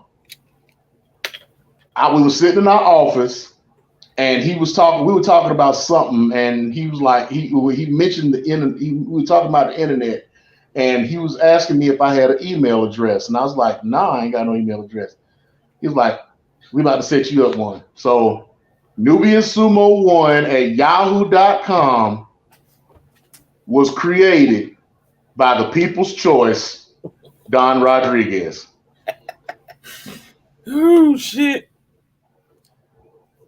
And look at that's about the time that I made my first email address. Matter of fact, it was October 2000 that I made my first email address on AOL, and we used to get the AOL disc to upgrade every time they did an upgrade. We started with AOL 5, I think it was, and went all the way through 10. Then after that, everything just got way more streamlined. My first email was Ziggy the one. Like you got these going back to the reels. There was a teacher that had these. I want to say they were like maybe they could have been no more than 6th grade. I'm thinking they might have been like 4th to 6th grade, something like that. He lined them up and said, "Okay, I'm about to quiz y'all on some stuff." And he was like, "What's this?" He lifted up a floppy disk. He's like, tell me what this is. I don't know. Back of the line. Okay. He picked up a rotary phone and said, "Tell me how this works." They were looking at it all crazy, and they did pick it up. It was like, I don't know what this. Okay, back of the line. He played this audio, and it was how AOL used to start up, all that shit. He said, "Tell me what this is," and everybody was looking all dumbfounded, like, I don't know what that is. I don't know what that is. And so I mean, it's just funny how, none of these people knew what they're young. They're not really supposed to know because all this stuff is like outdated and gone with the dodo. But for them to just to sit there and watch them and be like, we can't experience that. I mean, there were some things that our parents dealt with, but they pretty much were still using that stuff, like a hot comb. Mm-hmm. Who uses a hot comb these days? I mean, before my hair was dreaded, my wife actually did hot comb my hair. When I had an afro, nobody combed it out. Nobody really knew. Around when I was younger, nobody really knew what a hot comb was. It's just different stuff that went on back in the day. And every generation is like that. Like you're gonna have folks now who are gonna have grandchildren, great grandchildren. Well, maybe great great grandchildren because you can be a grandma at 30 these days, but and it's gonna be something that's gonna be like you're gonna show your kids and be like, "What's that? Oh, you don't know what that is? Come on now, you got to know what that is." No, I don't know. I don't know about that. But I don't know. It's the way of the world. Every older generation is gonna look at a younger generation and be like, "What the hell are you doing? What is that? Why are you doing that? Why is this that way?" And that's what these wrestlers are doing. That's what these wrestlers are saying. You got these wrestlers that came out in the 70s and 80s, and they looking at these guys now in the 2000s, and they're like, "This isn't wrestling." No, this is wrestling today. Agreed. This is how it is today. In the 80s, what changed wrestling and what changed wrestling for everybody in the 80s? Lucha Libre coming to America. True. Then after that, what changed wrestling? ECW, the hardcore style, changed wrestling. Then after that, what was it? The Attitude Era. Yeah, Attitude Era. Yep. Sex and violence. Sex and violence. So I mean, every generation is going to have their own niche, their own way of changing the way wrestling is watched and performed, and you just got to roll with the punches. That's it. That's all. Well, let's bring it around and we're gonna wrap it up. then we talking about the 80s. We lost the Iron Sheik last week. We lost good old Sheiky baby. And I've been telling people, I said, one thing I can say about the Iron Sheik, I followed him on social media for years. And one thing he never failed to say is to tell somebody go fuck yourself on a regular basis. And fuck the Hulk Hogan. Like, yes. I'm going to miss the dude for various reasons. But now you got a little bit more experience with the Iron Sheik as a wrestler than I do. So please.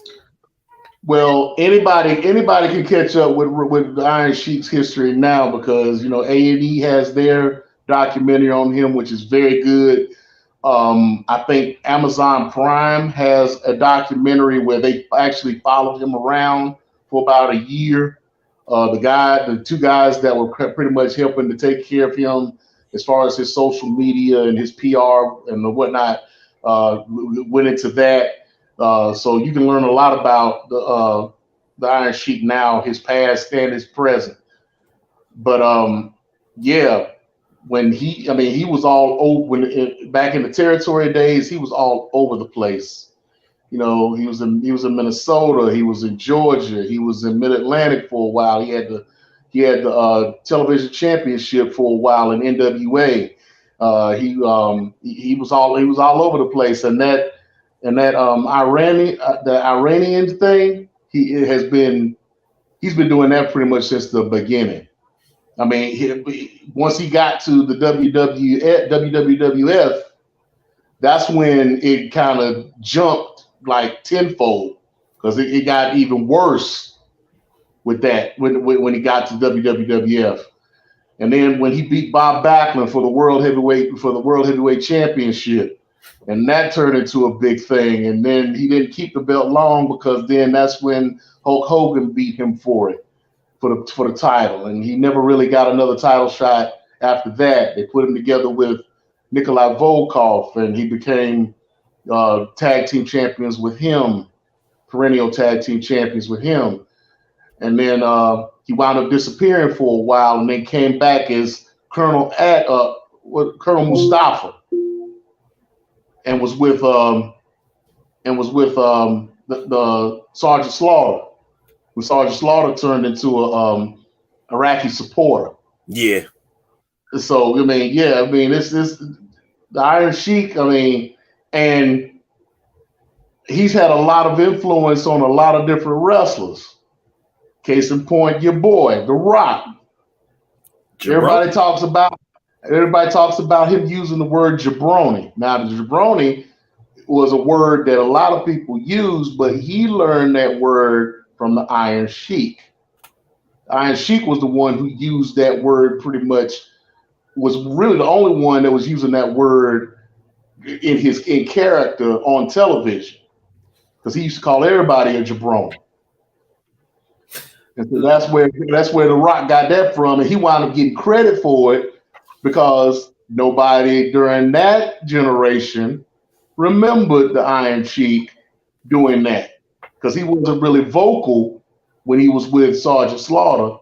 So, everybody's like, "Oh, The Rock, jabroni, yeah." But he even admitted it. He was like, "That wasn't me. That was the Iron Sheik."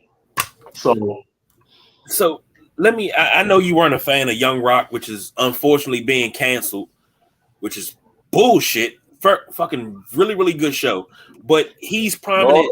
Rise and Fall of Dwayne Johnson. Yes, sir. Yeah. I'm waiting for that documentary to come out. He's actually prominent in that as being wrestling in the Hawaiian territory with The Rock's grandmother as the promoter, and he's prominent in the series as being around the house and cookouts and everything, and one of the trusted wrestlers that The Rock's grandmother, what's her, Leah Maivia. Ata, yeah. Ata, his grandmother. His mother's Ata. Leah is his grandmother, I think. Right. You're right. But, he's one of the trusted ones that she, goes to. And it's crazy because I'm like, damn, I didn't know the Iron Sheik went that far back. But I mean, well, I knew he went that far back, but I didn't know he was like The Rock was like, yeah, he was around all the time. You know, him, Macho Man, Andre the Giant was a big influence to him. Now, this is on the show, mind you. And I'm like, damn, if all of that is true, yeah, he got some deep ass wrestling roots. You know how he got his name? How? He was wrestling under his real name, and then I think he wound up getting hurt or kind of sat out for a while. I don't know if this is around the time that he was part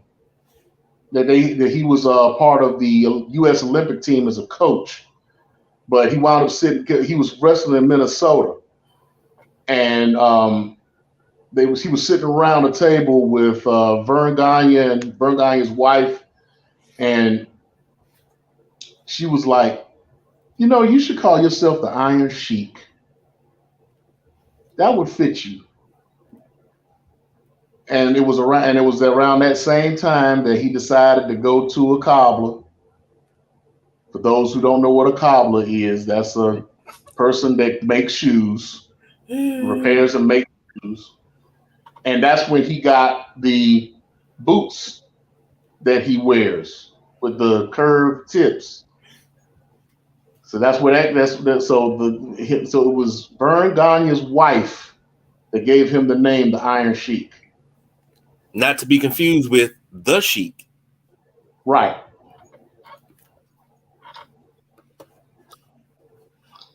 Well, I mean, character inside the ring, character outside the ring. I heard a story from Hogan. Don't know how true it is, because sometimes you got to take some of these stories at face value, like a grain of salt. Sometimes throw them over the shoulder. But he said that, especially from Hogan. I've heard that before. He said that they were sitting in the locker room, and Andre the Giant was playing cards. Iron Sheik came in and was like, Andre, you think tonight I could body slam you? Oh, he said Andre just told him to get out, and then he just mercilessly beat the shit out of him that night. Yep, that was the way Andre was. It said he did that to him and Macho Man, beat the shit out of him. But now this is what's crazy. Say that, you know, he beat the shit out of Macho Man because of how he treated Elizabeth. But now, if we're going by the timeline of Young Rock, Randy, and Iron Sheik were all there together in Hawaii. And I don't mean just wrestling. I mean, they're sitting around the table with the Junkyard Dog and King Kong Bundy and all these guys. Like, I can't say that Macho Man was in Hawaii around that time. I don't recall that. I could be wrong, but I don't recall that being the case. Like I've said in past shows about this monstrosity, The Rock took a lot of creative license when it came to that show. So yeah, I wouldn't put a lot of credit in that being the case. Okay. Now, I think Junkyard Dog was. I know Andre did go to Hawaii for a while because he was close with the Anawahi family.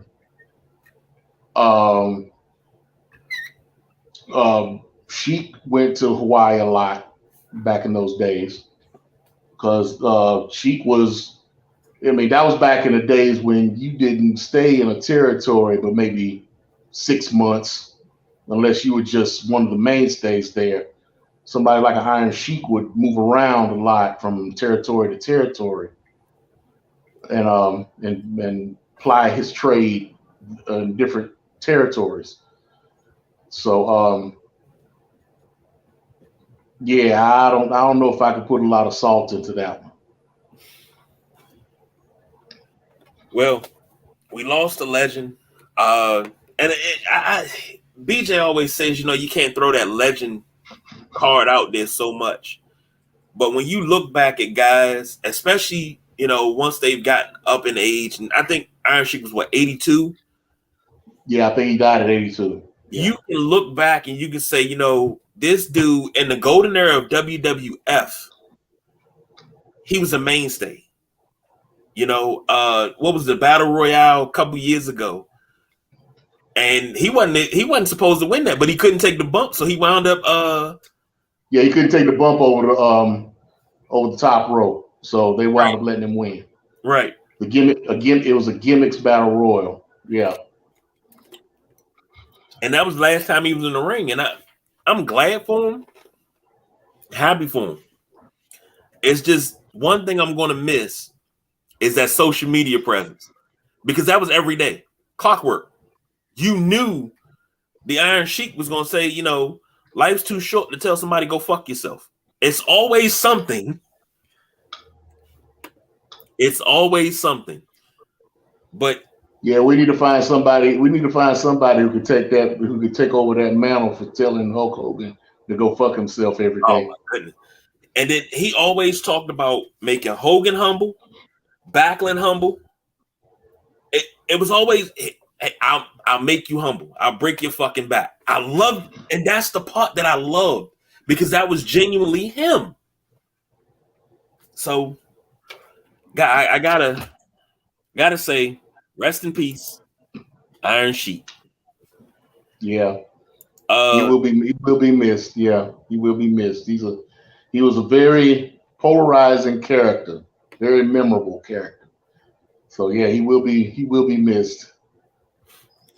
I'll say this: we have done something that I think has only been done maybe 2 times in the 6 years we've done this show. No, 5 years that we've done this show, and we've hit the 2-hour mark. We've went over the 2-hour mark. It's only happened maybe twice, and this is not a bullshit 2 hours. This is a good 2 hours. This is a good 2 hours, and I will say, we probably won't get fined for it, but I mean, it might be a stern talking to in the morning. But this is one of them ones where we got to sneak the mothership back into the garage, but it ain't got no dings or scratches on it. We'll fill it up before we bring it back. So, thank you all for joining us. Thank Raj for joining us. Can't wait to have him back once he goes to SmackDown. Nubian Sumo, dude, hell of a show tonight. You did the damn thing, and I like always, I had to sit back and I just had to enjoy myself and listen, and that makes the show even better for me because I get to sit back, I get to listen, and I get to listen to other opinions, and I'm like, okay, I'm not crazy, I'm right. So I appreciate that from you. Tomorrow morning, Sideline Junkies are off to celebrate Father's Day. Speaking of which, pull that up there. I got one of my 2 Father's Day gifts from my children. It says "Dope Black Dad," and it has all 5 of my children on it, along with myself. So that's beautiful. I'm afraid what they got planned for me tomorrow. I don't know. They might whoop my ass or something. I don't know. But happy Father's Day. As long as it's not with a unicorn, you're doing all right. Oh yeah, I'm well ahead of the game. As long as it's not like that. But happy Father's Day to all the fathers out there. For those whose fathers have passed on, stay strong. Talk it out. If you ain't got nobody to talk to, hell, we round. We always willing to listen. But talk it out because I know it's gonna be a rough day. So yeah, happy Father's Day to everybody, all the uncles, grandfathers, uncles, father figures, godfathers, and ladies, stay in your lane. Stay in your lane. You got yours last month. Stay in your lane. So the People's Choice Don Rodriguez is not here tonight. So I guess I have to take his role and say diversify your bonds. Konnichiwa, bitches.